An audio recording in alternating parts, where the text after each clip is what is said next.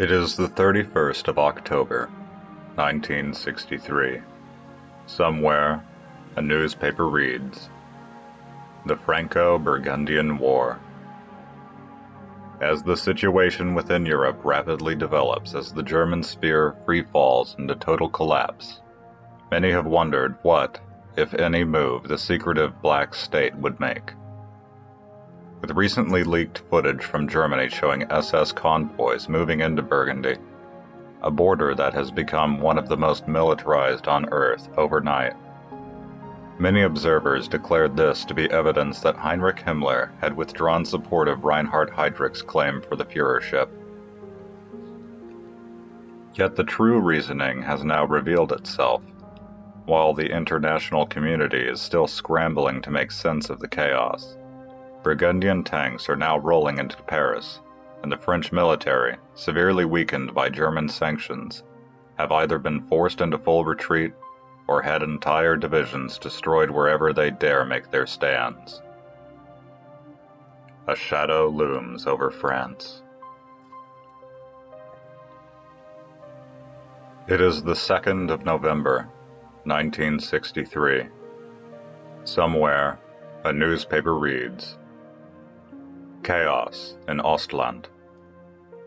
While much of the German spear has always been shrouded by the German government, Ostland never had this issue with multiple international news stations in Riga, always ready to be paraded around by German officials to show off the high quality of life, strength of the workforce, and happiness of the people in their model colony. Whilst the administration in Ostland have now attempted to close down the various sections of Riga dedicated to the press, guerrilla reporters have still managed to disperse to film the developments on the ground to the world outside. The footage is shocking, showing brutal house-to-house fighting between various members of the garrison, militia groups, citizenry, and partisans. The international community is still deciding what to make of this footage, and who, if anyone, they are supposed to root for. A Reich divided. It is the 3rd of November, 1963. The bombings stop. For a long time, life in a very large portion of Russia has been defined by the German terror bombing campaign.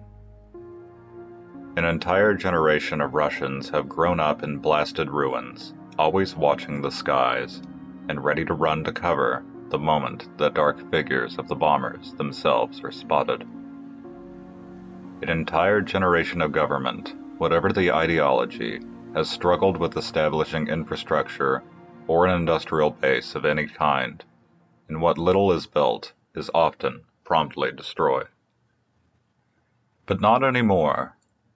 Millions of Russians have not had to make desperate runs to safety for days. Repairs to civilian and military infrastructure have progressed, and not been destroyed in turn.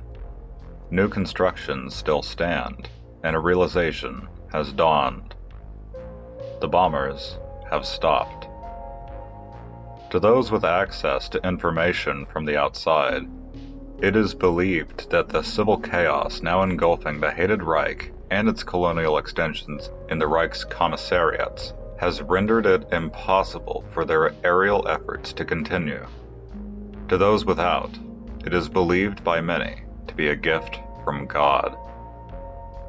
Even as ordinary Russians celebrate with something approaching delirium, however, others speak of dark clouds on the horizon. The many Russian statelets, no longer suffering paralysis at the bombs of the Germans, are now free to look outwards. Only time will tell how they choose to proceed. Clear skies, dark clouds. It is the 4th of November, 1963. Somewhere, a newspaper reads, "Hans Spiedel assumes control of Germania." With Germany having collapsed into civil war across the country, Even at this early state of the conflict, the toil in terms of lives and destruction is rapidly becoming apparent. Yet it appears as though not everyone within the Reich is interested in taking part in this destructive war. In light of the collapse of the Emergency Council, Field Marshal Hans Speidel, best known for foiling the attempted SS coup during the West Russian War, today marched into Germania. On the steps of the Reichstag, with respected war hero Field Marshal Erwin Rommel beside him, Speidel declared his neutrality in the conflict. The city of Germania will now be garrisoned by the forces of Speidel, Rommel, and other generals loyal to the cause of neutrality, with a stern warning of an unshakable resistance should any side of the civil war attempt to attack the city. More trouble in Germany. It is the 6th. It is the 5th of November, 1963. Somewhere, a newspaper reads, "Expansion into Africa." West Africa has had it rough since the end of the Second World War. Luftwaffe units based out of the Reich's holdings in Central Africa have, for the past 2 decades, bombed anything inland into dust. With the death of Hitler and the collapse of the Reich, those Luftwaffe units haven't moved in a long time. Already, several small nations on the coast have begun expanding their borders inland, free from the fear of constant German bombing. Whether the bombing resumes or not, only time will tell. It is the 6th of November, 1963. A New Hope. Yazov looked out at the little patch of forest near his quarters. How long had it been tormented by the black bombers with Luftwaffe crosses, doing damage only to the soil? It was nearly stripped bare of branches and leaves, the evergreen trees barely green anymore. But they had endured, and it had now been quiet in the sky for 3 days straight. He felt a lump in his throat. Behind him were the days of Karbyshev and his guiding hand. The days when he could afford to take orders and be a soldier. Now, he would have to lead. The fate of the Russian nation all on his shoulders. Out of all the officers in all the League, Karbyshev had trusted him. Was he really ready? All of Russia was against them. The world would be as well once they saw the strength of the Russian nation united. And the ultimate foe, Germany, would not sit idly by and wait for its destruction. Surely, this was hopeless. What he wanted most to do was to crawl back in a bunker and forget he had ever been born, to forget Karbyshev's impossible dream and become just another officer. To run. But that would not do. Russia needed a leader, and though he would be an imperfect instrument, he would act. He would look to the heroes of the first trial, to the proud Russian nation, and to Karbyshev's determination for his strength. All the fear of what he had to be, and the doubts about what he was, were cast aside by a newfound clarity of purpose. He was Russia's last, best hope for national salvation. He stopped staring at the forest. There was much that needed to be done, much that must be prepared for the coming trial. And he would do it. And, by opposing, end them. The clock ticks. The calendar is checked. There is silence. There has been silence.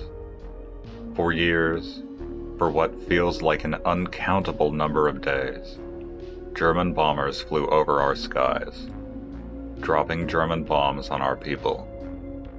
After a while, we adjusted our lives, created new routines and regimes. We worked around the bombings, and our lives revolved around the German. Casualties were minimized, and industrial production was maximized. But there is now silence. No familiar distant roar of airplane engines. No familiar rumble of German rolling thunder. There are no more bombers. No more bombs. What happens to a routine that is no longer needed? It's discarded. With the end of the bombings brings the beginnings of a new phase in our plan. Russia will be ours. Now that the German bombings have ended, we must prepare for war. It is the 7th of November, 1963. Somewhere, a newspaper reads, "The Warsaw Uprising." While the general government in Poland has always been quiet, this has seemingly been little more than a thin veneer, desperately kept on by the Germans in the face of growing unrest. This has become evident when, not even weeks after the beginning of the German Civil War, the Polish Home Army, or the AK, has begun a general uprising that has easily toppled the weak general government and its leader, Hans Frank. With a free Poland on the very border of the Reich, the future seems unclear for how well the rest of the German sphere will weather this storm. Still, Poland is completely surrounded by the Reich on all borders, besides the southern front, where it has some scant access to its rapidly collapsing neighbor in Hungary. One can only guess at the reborn state's future. The Nazi Empire continues to crumble. It is the 8th of November, 1963. Somewhere, a newspaper reads, "English Civil War begins." Today, shots have rang out across England that herald something far worse than the London uprising in the 50s. For the second time in history, England is in a state of civil war.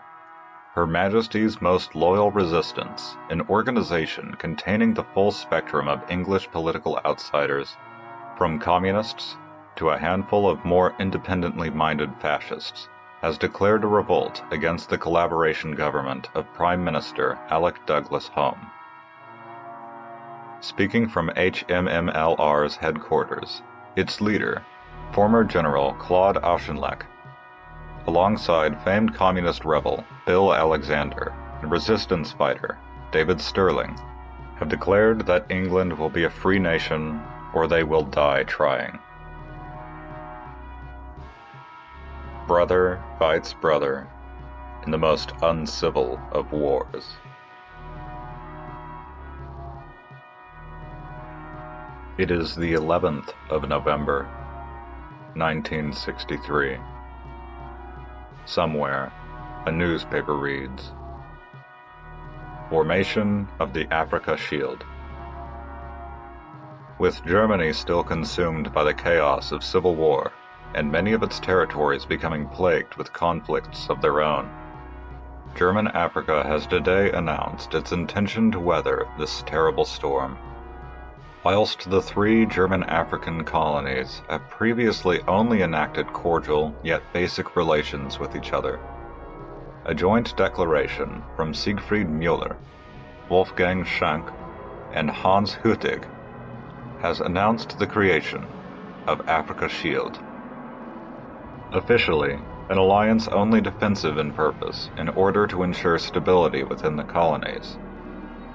Many international observers have expressed concern about what the alliance's true intentions in Africa may be. Whilst the OFN has condemned the immoral colonial alliance, many within the German sphere have praised Müller, in particular for his dedication to protecting German interests and personnel across the continent. A worrying development. It is the 12th of November, 1963. Somewhere, a newspaper reads, "The Serbs rise up." With Germany engulfed in civil war, the winds of change haven't taken long to reach the Balkans. Reports, though spare, indicate that former collaborators and partisans have formed a common front to push the German garrison out of the country. Shots and explosions have become a daily occurrence in Belgrade, as the German crackdown attempts only seem to inflame the uprising further. Nevertheless, Hartwig von Ludwiger, Commander-in-Chief of the German garrison, has proclaimed that everything necessary to restore calm and order shall be done, by all means necessary. Still, with the garrison heavily outnumbered in a hostile and foreign land, observers predict that a rebel victory is just a matter of time.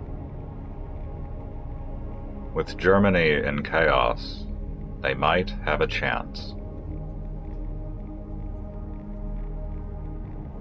It is the 16th of November, 1963. Somewhere, a newspaper reads, "The South African War." Violence erupted across South Africa today as the Boer Republic, angered at what they have perceived as endless attacks on themselves by the South African government, formally declared its independence from the Republic of South Africa. Accompanying the declaration, Boer militias, carrying mostly German armaments, have spread out across the Orange Free State and numerous other parts of northwestern South Africa, coming into armed conflict with South African soldiers stationed in the area. As the conflict continues to escalate, it is currently unknown what exactly the German response will be. Yet, as observers report increasing militarization of the South African border by the newly formed Africa Shield, many consider the German response to be self-evident. Africa in chaos. No one starts a war, or rather, no one in his senses ought to do so, without first being clear in his mind what he intends to achieve by that war, and how he intends to conduct it. The dominoes stop.